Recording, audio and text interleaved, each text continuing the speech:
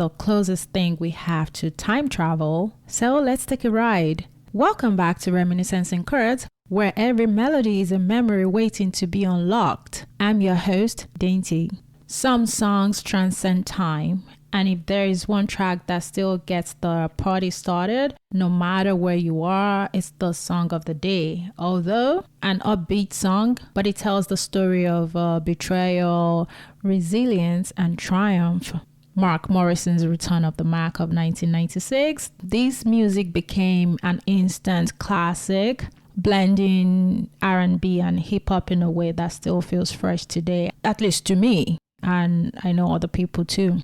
In the song, Mark speaks from a place of heartbreak, after being wronged, likely in a romantic relationship. One of the things I like about the song is that you can actually relate it to any situation in your life that you've returned from, regain confidence, and come back up stronger. Yeah, I know. I don't think most of us really paid attention to the meaning of the lyrics. That's totally all right. Also, because it was an anthem that we bounced and danced to, feeling the shift in atmosphere, especially the theatrics we put on with our hands, pointing at each other when the chorus played.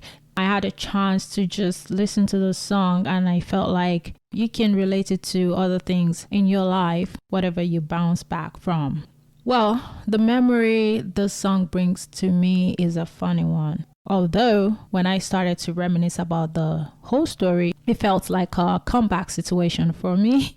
You see what I mean? Back in the day in high school, we used to enjoy learning song lyrics, to show off to our friends. We say partly to show off, mostly for what we called social nights in boarding school. For those who don't know, that was one Saturday night in a month when we were allowed to have a sort of mini party in the school hall.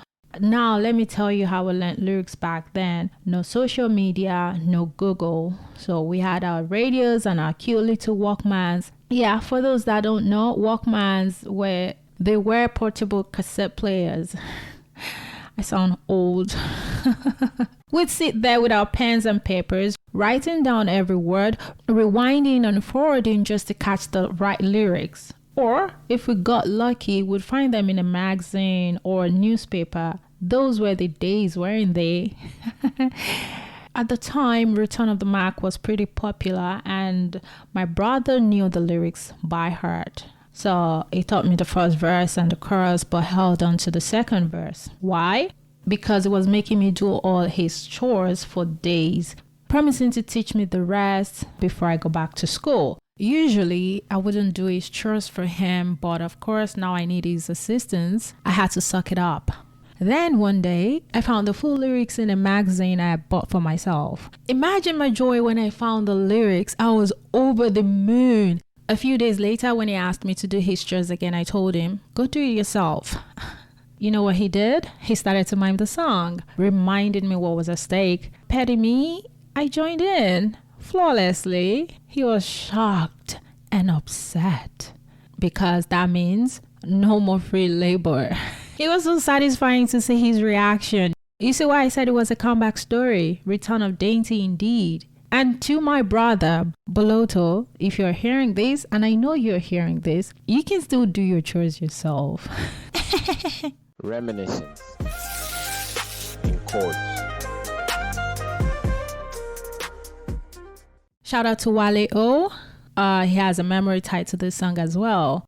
According to Wale O, although this story happened back in early 97, it's still so fresh in his family that he and his sister still laugh about it whenever Return of the Mac comes on. Wale is the youngest of the siblings, and older ones rarely carried him along for their fun, parties and all that. Their dad worked in another city, and their mom would sometimes travel to visit him, leaving the kids and a few cousins at home. On one of those weekends, when their mom was away, Wale's siblings decided to throw a house party, but they locked Wale in a detached apartment and told the maid to keep an eye on him so he wouldn't rat them out. On this particular day, the maid fell asleep, and little Wale woke up and snuck out to the main house. The first thing he saw was his sister in a skimpy skirt, dancing and grinding on a guy while Return of the Mac blasted the speakers. Wale said he was horrified. He marched straight to the landline, the old rotary kind. Remember those? The ones you put your finger in and you have to like scroll the numbers. I don't know how to explain that to you if you don't know what I'm talking about. He tried to call his dad and report everything.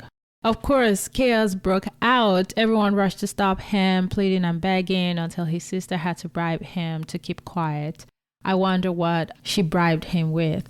Whatever it was, it clearly worked. And the memory still lives on. Thank you, Wale, for sharing this gem of a memory with us. This is so relatable if you're the youngest in a big family. I mean, shout out to us last burns who were always kept out of the loop, always the baby of the house, until one day you accidentally walk into grown folks' business. Moments like these are what make family memories so rich. That one song that instantly takes you back to a wild or weird moment. That's why I love doing this podcast. And it's funny how some songs like Return of the Mac can carry such different meanings for each of us. For Wale, it's tied to the mischief of childhood, that mix of innocence and rebellion. And for his sister, I don't know, probably a memory she'd rather forget. But that's what music does, doesn't it? It steals time in sound, one song, and suddenly you're back in a room full of laughter, guilt, secrets, and the kind of memories that only get sweeter with age. Yes, the song can also be a soundtrack to anyone's comeback story in this new age, whether relationship, career, life in general. I would love to hear from you if you have a song that reminds you of something. Drop your stories in my inbox, reminchords@gmail.com. Thank you for listening, and until next time, keep the music loud, the memories close, and your own comeback energy alive. Thanks for rewinding with us. If a song unlocked something in you, follow the show, pass it along. And if you've got a moment worth remembering, share it at reminchords@gmail.com. The next memory we play just might be yours.